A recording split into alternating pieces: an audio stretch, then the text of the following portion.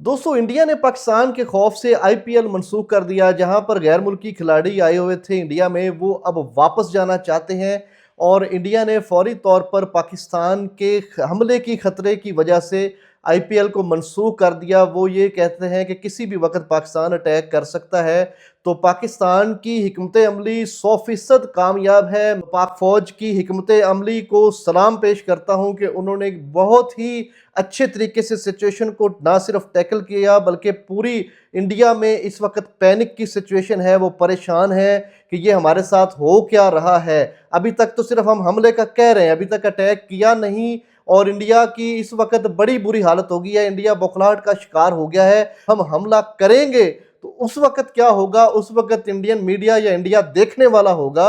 अभी तो सिर्फ हम लोग ये कह रहे हैं कि हम अटैक करेंगे। अभी ये बात की है तो आईपीएल मंसूख हो गया है, वहां पैनिक है। दिल्ली, बंबई, अमृतसर, सारी पूरे इंडिया में इस वक्त शदीद तरीन पाक आर्मी का खौफ है। तो इंडियन ड्रोन्स नाकाम हुए, इंडियन के हमले नाकाम हो रहे हैं। और अब आईपीएल मंसूख किया जाना, ये पाकिस्तानी फौज की एक बेहतरीन हिकमत अमली है।